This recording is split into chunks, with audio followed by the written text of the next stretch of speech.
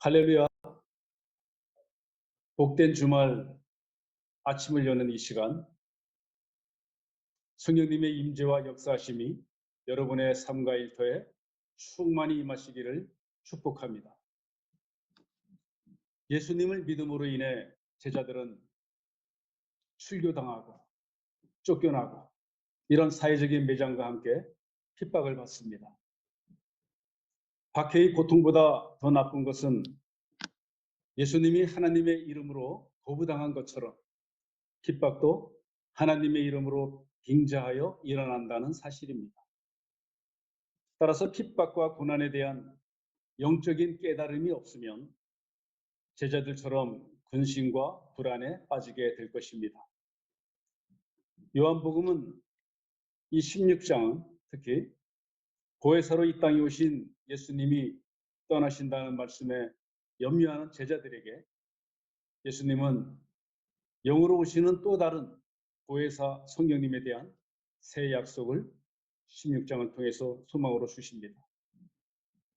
16장 8절에서 11절 말씀에서 예수님은 보혜사 성령의 사역을 말씀하셨죠. 먼저 세상을 책망하십니다. 세상은 메시아의 예수를 영접하지 않았으므로 책망을 받습니다. 그래서 세상의 잘못을 그 수치를 드러내며 적나라하게 드러내셨죠. 성령은 세상의 죄를 폭로함으로써 그리스도의 죄 없음을 증거합니다. 세상의 거짓된 의를 드러내므로 그리스도 안에 있는 참된 의를 선포합니다.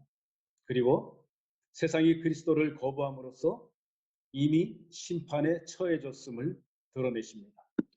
죄에 대하여는 성령을 믿지 않는 자의 죄와 성령은 예수님을 믿지 않는 그 자의 그 죄와 그에 따른 사망에 대해서 세상으로 하여금 깨닫게 하십니다. 왜냐하면 어둠 속에 있는 세상은 스스로 자신의 어두움을 인식하지 못하기 때문입니다.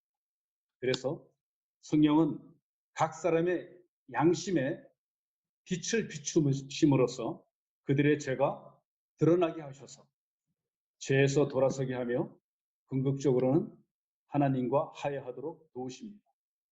이것이 죄를 책망하시는 성령님의 궁극적인 목적이죠. 또한 의에 대해서는 어떻습니까? 세상은 하나님께서 보내신 독생자를 영접하지 않은 죄로 의의 심판을 받을 수밖에 없는데 의에 대한 그 심판은 세상에 의해 죽임당한 예수가 부활하여 하나님의 품으로 돌아가심으로써 예수님의 완전한 의는 더욱 확증됩니다. 성령은 인간 스스로 세워놓은 그 의의 규범이 불완전함을 세상에 드러내심으로써 사람들이 완전한 예수님의 의를 따라 살도록 책망하시는데요.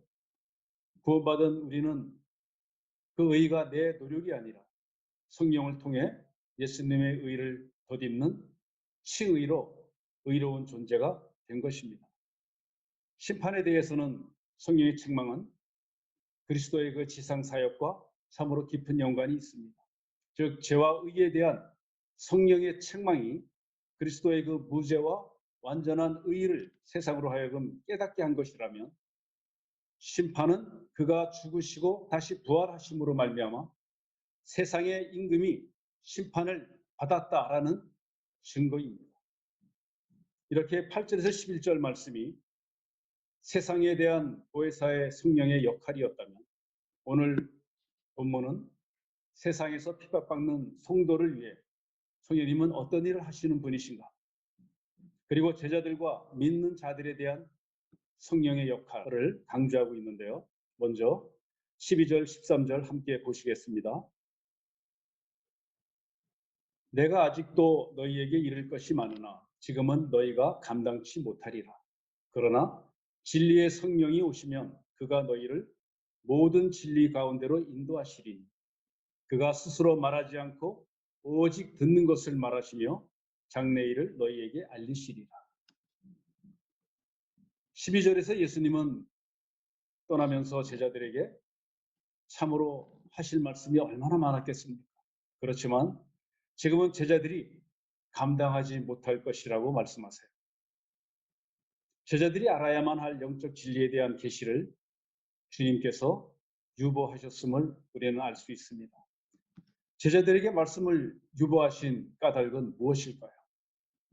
이유는 그들이 아직 그것들을 감당할 수 있을 정도의 영적 이해력을 갖추지 못한 상태였기 때문입니다. 아무리 필요하고 귀하고 값진 것일지라도 이것을 받아들일 준비가 되어 있지 못한 제자들에겐 많이 들려드리는 그 말씀이 유익이 없기 때문입니다. 우리 여러분 자녀를 키워보셔서 잘 알지 않습니까? 내 아이, 어린아이가, 어린 젖먹이 아이가 사랑스럽다고 그 젖먹이 아이에게 간단한 갈비를 주거나 이 콩밥을 주거나 당신이 먹는 것처럼 그렇게 준다면 그 아이는 잘 씹지도 못하죠. 오히려 체하고 머리가 억지로 그래서 탈이 나고 아마 정말 큰 고통을 당할 것입니다. 예수님께서는 이런 제자들의 그 상태를 아시고 조급해하지 않으십니다. 체하지 않도록 적정 분량의 말씀만 가려서 주시고 또 기다려 주셨습니다. 그리고 또 나눠주고 싶었던 말씀들 그 많은 부분을 그리스도의 영으로 오실 보혜사 성령께서 하게 하십니다. 예수님께서 제자들과 함께한 그 성만찬과 세족식에서 보여주셨던 그 낮추심의 섬김, 그리고 심중을 헤아리는 말씀, 그리고 그 많은 사랑의 표현 방식을 보면서 인간이 영적으로 성숙함을 이루는데도 반드시 거쳐야 할 단계들이 있음을 깨닫게 됩니다. 그리고 나서 진리 영이신 보혜사 성령님께서 나중에 가르쳐 주시고 내가 너희에게 한 말씀을 해석해 주시고 또 깨닫게 하는 역할을 하실 것이라고 알려주십니다. 예수님이 우리 인생의 주인이 되시니 이런 모든 일이 우리도 예수님을 닮으면 좋겠습니다. 앞으로 교회를 찾는 성도들 양육할 때도 그 성도의 영적 성숙을 위한 양육 과정에도 예수님께서 제자들에게 하신 것처럼 여러 사람에게 여러 모양으로 다가가신 그 눈높이 양육 원리가 적용되어야 할 것입니다. 예수님께서는 진리의 성령이 오시면 하시는 역할 세 가지를 말씀하십니다. 먼저 13절 보시면 첫째는 우리를 모든 진리 가운데로 인도하시겠다고 하셨습니다. 저와 여러분은 지난 14장의 16, 17절에서 예수님께서는 제자들에게 너희가 나를 사랑하면 계명을 지키게 되는데 그 진리를 깨우쳐 주시기 위해 진리의 영인 보혜사 성령님을 보내신다 하셨습니다. 우리는 진리의 영이신 성령님을 통해서만 예수님의 진리를 깨달을 수 있습니다. 만일 우리 중에 누가 주의 이름을 부르면서 진리 가운데 행하지 않는다면 로마서 8장 9절은 그리스도에게 속한 사람이 아니라고 말씀합니다. 즉 성도가 아니라는 것이죠. 그 로마서 8장 9절 보시면 만일 너희 속에 하나님의 영이 거하시면 너희가 육신에 있지 아니하고 영에 있나니 누구든지 그리스도의 영이 없으면 그리스도의 사람이 아니니라 말씀하십니다. 그러므로 성도라는 말은 예수님을 믿으니 진리 가운데 행하는 자라는 것이고 성령의 인도하심을 받는 자라는 것입니다. 엄밀하게 따진다면 성령이 없는 사람, 성령의 인도함을 받지 못하는 이들은 성도가 아니라고 로마서에서는 말씀하는 것입니다. 그래서 성령님은 스스로 말하지 않고 오직 듣는 것을 말하십니다. 성령이 끊임없이 성부와 성자로부터 말씀을 듣고 그 말씀대로 사역하신다는 것입니다. 요한복음 14장 26절에서 예수님은 이미 보혜사 성령의 역할을 말씀하셨습니다. 보혜사 곧 아버지께서 내 이름대로 보내실 성령, 그가 너희에게 모든 것을 가르치고 내가 너희에게 말한 모든 것을 생각나게 하리라. 그러니 우리는 근심하지도 두려워하지도 말라는 것입니다. 성령님의 깨닫게 하심은 제자들도 미처 깨닫지 못했던 이 땅에서의 그 예수님의 가르침과 근본적으로 부합이 되죠. 그 이유는 그들이 예수님에게서 그 직접 들은 말씀을 성령님께서 기억하도록 해 주시겠다고 하는 것이기 때문입니다. 예수님의 말씀을 직접 들은 자들은 그 당시 제자들이었습니다. 따라서 성령의 일은 예수님의 교훈을 되살려 해설하시는 것입니다. 해석해 주시는 것입니다. 메시지를 가르치고 이해시키고 설명해 주시고 예수님께 속한 성도로 성화된 삶을 살도록 말씀하신 모든 것 생각나게 해 주시겠다는 것입니다. 두 번째는 성령님은 장래일을 알리시는 친절한 안내자이십니다.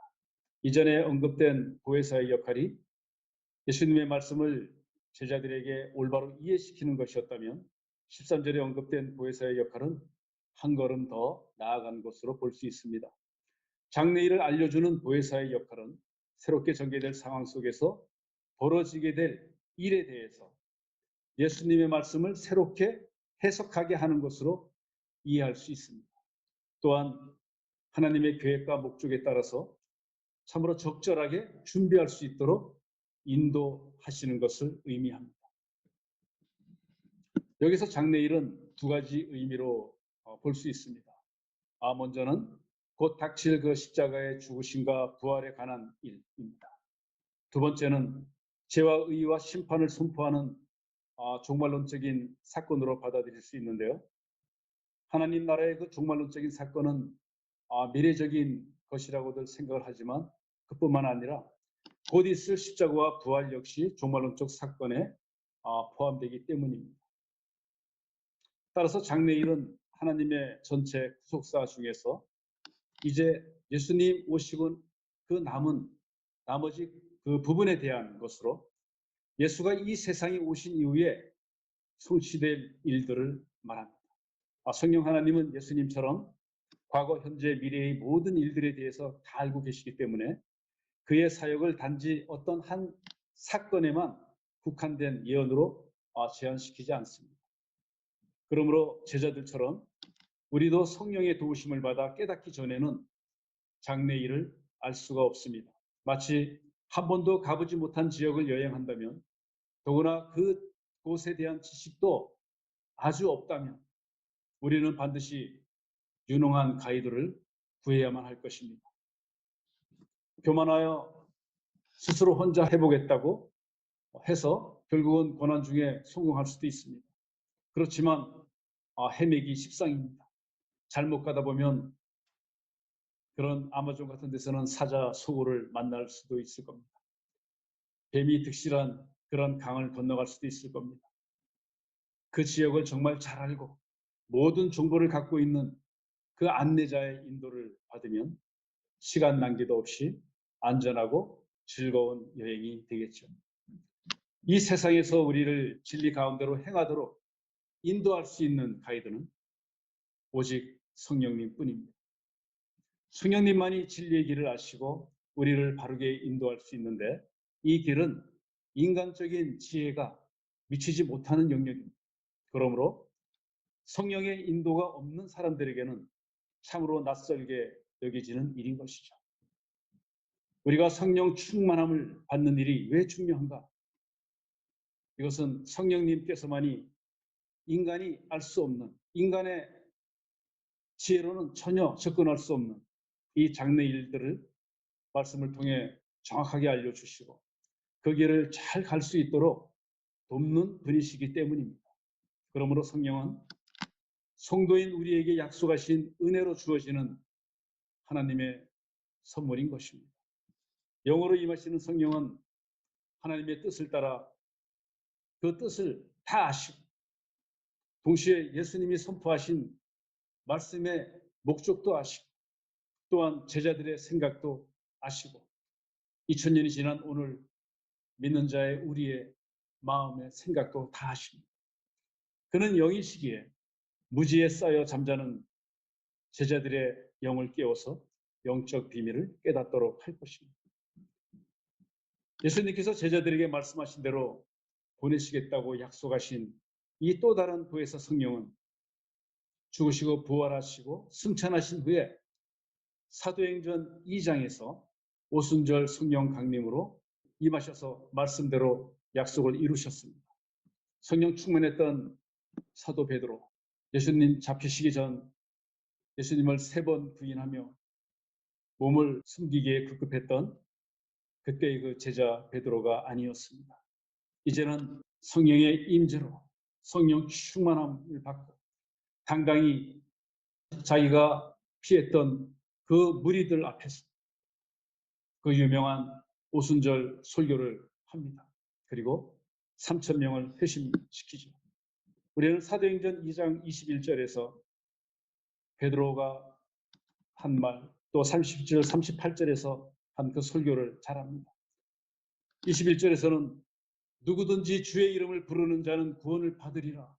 또 36절에서는 이스라엘 온 집은 확실히 알지니 너희가 십자가에 못 박은 이 예수를 하나님이 주와 그리스도가 되게 하셨는다 라고 정말 그 많은 군중을 향해서 담대히 설교하지 않았습니다.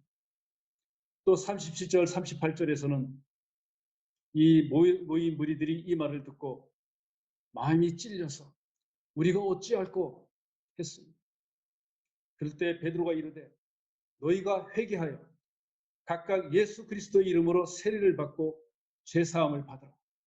그리하면 성령을 선물로 받겠다 이야기했습니다. 그래서 41절에 그 말을 받은 사람들은 세례를 받고 그날 신도의 수가 3,000이나 더했다고 했습니다. 여러분 3,000명 생각해 보십시오. 얼마나 많은 숫자입니다. 그 다음에 이 성령을 선물로 받은 사람들이 이제 모여서 하나님의 나라 최초의 예루살렘 교회 공동체를 이룹니다.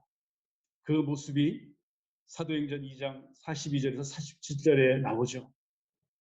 저는 우리 주와 그리스도 교회가 이 최초의 예루살렘 교회 공동체의 모습을 닮은 성령 충만한 교회 공동체가 되기를 바라면서 그 말씀을 발췌해서 여러분께 공독해 드립니다. 42절부터입니다. 그들이 사도의 가르침을 받아 서로 교제하고 떡을 떼며 오로지 기도에 힘쓰니라. 44절입니다. 믿는 사람이 다 함께 있어 모든 물건을 서로 통용하고 또 재산과 소유를 팔아 각 사람의 필요를 따라 나눠주며 날마다 마음을 같이하여 성전에 모이기를 힘쓰고 집에서 떡을 떼며 기쁨과 순전한 마음으로 음식을 먹고 하나님을 찬미하며 또 온 백성에게 칭송을 받으니 주께서 구원받는 사람을 날로 더하게 하시리. 성남에 있는 가천대학교와 동서울대학교 이 사이에 정말 미래 다음 세대들이 있습니다. 또 우리와 이웃하는 많은 사람들이 있습니다. 그들에게 성령께서 역사하시는 교회 공동체, 초대교회 공동체의 이 아름다운 모습을 보여주는 주와 그리스도 교회가 되었으면 참 좋겠습니다. 이 말씀대로의 삶이 성령이 성도 각 사람에게 주시는 은혜이며 주님이 기뻐하시는 자발적인 순종과 섬김이 드러나는 바로 하나님의 나라인 것입니다. 그런 교회 공동체, 성령이 주시는 열매인 것입니다. 제가 신대원 강의에서 들은 이야기입니다마는 유명한 영국의 신학 교수가 있었는데 그런데 참 놀란 바는 사실은 이분이 죽을 때 그 죽음이 두려워서 참으로 무서워했다고 합니다. 그런데 나중에 보니까 이분은 하나님을 믿지 않았습니다. 천국을 믿지 않는 분이었습니다. 그런데 그런 분이 저명한 신학 교수였습니다. 성령을 하나님으로 인정하지 않는 이단에 속한 성경을 가르치는 교사들도 신천지를 포함해서 우리 주변에 너무나 많습니다. 대형교회 성가대 지휘자이지만 아예 믿음이 없는 분들을 단지 세상에서 그 음악을 전공하고 유명하기 때문에 그런 분들을 찬양대의 지휘자로 세우는 교회도 보았습니다. 우리가 복음을 다 암송했지만 성령 충만을 구하지 않는 믿음이라면 로마서 8장 9절에서 말한 것처럼 참 성도가 아닐 것입니다. 오히려 교만해져서 다른 사람에게 상처를 줄 수 있기 때문입니다. 성령의 다스림 가운데 임재 충만함을 통해서만 모든 사람은 성경 말씀대로 참된 성도로 이 땅에서 하나님의 나라를 살아갈 수 있을 것입니다. 세 번째로 성령님은 예수님의 영광을 나타내신다 말씀하십니다. 14절에서 15절 함께 보시겠습니다. 그가 내 영광을 나타내리니 내 것을 가지고 너희에게 알리겠음이니라. 무릇 아버지께 있는 것은 다 내 것이라. 그러므로 내가 말하기를 그가 내 것을 가지고 너희에게 알리리라 하였노라. 여기서 본문은 성령의 사역이 철저히 그리스도 중심적이라는 것을 보여주고 있습니다. 아들이 아버지와 하나임에도 불구하고 아버지께 철저히 순종함으로써 아버지의 영광을 드러내고 자신의 역할을 온전히 이루셨습니다. 그런 것처럼 성령의 사역 또한 예수님의 그 사역 위에 기초하면서 예수님의 그 사역의 결실을 맺는 일에 초점을 맞추고 있다는 것입니다. 요한복음 3장 34절에 보면 하나님이 보내신 이는 하나님의 말씀을 한다라는 그 세례 요한의 증언이 있습니다. 예수님처럼 성령께서는 예수님이 가지고 계신 아버지의 것을 제자들에게 알리십니다. 육으로 오신 예수님은 성부 하나님의 뜻에 따라 십자가에 죽으셨고 또 부활하셔서 이제는 하늘 보좌에서 그리스도의 영이신 성령님을 보내셨고 성령님은 오셔서 그리스도의 영광을 드러내십니다. 제자들의 눈에는 십자가에 달리신 예수님의 모습은 어떠했었을까요? 대망 예수님으로, 대망의 메시아로, 장차 우리에게 권력을 나눠줄 메시아로 바라봤었기 때문에 그들의 눈은 육적이었습니다. 십자가에 달리신 예수님의 모습은 그들에겐 수치와 무기력과 절망으로 보였을 뿐입니다. 예수님의 영광은 찾을 길이 없어 보였습니다. 그 처절한 예수님의 죽음 앞에서 제자들의 자신들의 꿈은 산산조각이 났을 겁니다. 왜냐하면 제자들은 예수님의 영광이 고난과 죽음의 관문을 거친 후에 비로소 주어진다는 그 사실을 알지 못하고 제자들은 나무에 못 박혀 달린 그 죽음 자체만 보았기 때문에 절망하고 좌절한 것 아닙니까? 그러나 예수 부활에 대한 생생한 목격과 강림하신 성령의 증거를 통해서 예수님의 위엄과 영광은 드러나게 된 것입니다. 따라서 성령이 증거하는 예수님의 복음은 영광의 광채 그 자체인 것입니다. 왜 그렇습니까? 예수님의 존재 자체가 하나님의 영광을 충만하게 드러내고 있기 때문인 것입니다. 15절 후반에 내 것을 가지고 너희에게 알리리라 했습니다. 예수님은 그 뒤에 이어서 나올 그 17장 10절에 보면 내 것은 아버지의 것이요 아버지의 것은 내 것이라고 가르치십니다. 예수님이 소유하신 내 것은 자신이 성취하신 전체 구속 사역을 의미합니다. 그리고 그 구속 사역을 바탕으로 말씀하신 그 장래일, 그 13절에 나왔던 그 장래일도 이 구속 사역에 다 포함되는 것이죠. 왜냐하면 장래일은 앞서 언급한 대로 그리스도가 성취한 구속 사역을 근거로 전개될 것인데 그 일은 성부가 계획하신 것이었습니다. 그러므로 역시 그리스도의 것입니다.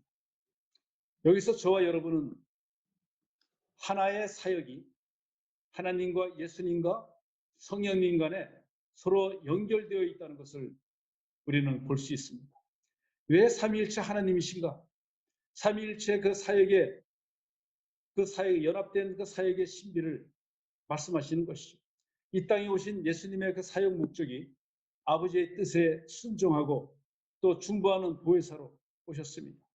그래서 성부 하나님께 영광을 예수님이 돌리신 것처럼 또 다른 그 보혜사인 성령님은 자신의 영광이 아니라 우리에게 사역하실 때 우리가 깨닫지 못했던 그 진리를 알게 하시고 철저히 말씀이신 또 생명이신 예수 그리스도만 드러내시면서 그리스도께 성령님은 영광을 돌리십니다. 그래서 이 삼위 하나님의 합력과 역사하심은 참으로 치밀하고 존귀하십니다. 삼위는 서로를 높이면서 서로의 신격을 위해서 각기 다른 역할을 수행하죠. 그러면서 온전히 하나 되신 하나님 되심을 드러내고 있는 것입니다. 예수님의 약속대로 성령님이 우리에게 오셨습니다. 내 안에 오셨습니다. 내 안에서 역사하시는 이 성령님은 세상의 핍박 가운데서도 예수 그리스도의 영광을 우리를 통해 보게 하실 것입니다. 세상의 핍박과 그 미움을 받는 것은 그때 제자들의 이야기이기도 하지만 오늘 우리의 이야기이기도 합니다. 우리는 예수님을 믿기 때문에 받아야 하는 그 핍박이 있다면 내 안에 거하시는 성령님은 좋은 자요 또 위로자이면서 동시에 깨달을 수 없었던 진리를 깨닫게 하시는 진리의 영으로 내 안에 계십니다. 그분께 나의 연약함을 고백하고 그분께 모든 것을 토로하고 나를 도우심을 날마다 간구하기를 원합니다. 예수님께서 약속하신 것처럼 성령님과 함께 하실 저와 여러분은 세상을 넉넉히 이길 수 있습니다. 지금 현실적인 여러 어려움 가운데 있다면 연약한 나를 도우시는 그 성령의 인도하심 따라 날마다 새 힘을 얻으셔서 현실만 보게 하는 사탄의 계획을 깨뜨리는 견고한 믿음으로 승리하여 그리스도의 영광을 드러낼 수 있기를 소망합니다. 성령님 임하면 성령님께서는 소망을 품게 하십니다. 그래서 소망을 품은 성도는 하나님의 꿈을 꾸죠. 하나님의 꿈은 또한 예수님의 꿈이기도 합니다. 성령께서 그리스도를 드러내듯이 우리도 주님의 마음을 품고 그리스도를 삶으로 드러내야 할 것입니다. 이처럼 예수님 가르치신 모든 것을 성령을 통해서 완전히 이해하고 난 다음에야 비로소 제자들을 포함한 우리 모두는 사도행전 1장 8절에 나오는 복음의 증거자, 땅끝까지 내 증인이 된 그 사명자가 될 수 있는 것입니다. 성령의 인도하심 따라 우리가 걸어가는 진리의 길은 영원한 생명의 대로로 통하는 십자가의 길입니다. 그런데 이 길은 적지 않은 어려움이 따릅니다. 좁고 협착합니다. 세상으로 나가는 길은 참으로 넓고 평탄한 여러 가지 관문을 통과해야 합니다. 성령 충만해질 때 사탄은 나를 무너뜨리려고 온갖 수단과 방법을 가리지 않습니다. 이 관문은 그래서 사탄의 시험이기도 하십니다. 온전한 거듭남을 위해 반드시 통과해야 할 고난의 관문이기도 한 것입니다. 혼자서 해결하려 한다면 교만했던 아담처럼 선악과 앞에서 무너지게 될 것입니다. 현실과 문제 앞에서 스스로 근심하고 염려하다 보면 불안과 의심과 좌절 가운데 다른 사람까지도 걸려 넘어지게 할 것입니다. 그래서 우리는 안내자이신 우리의 가이드이신 성령님의 안내가 필요합니다.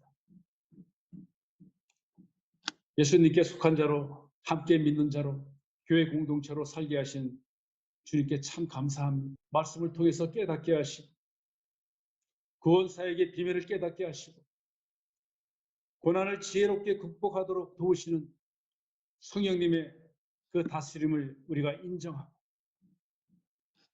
날마다 성령님의 인도함을 받는 복된 믿음 되시기를 축복합니다.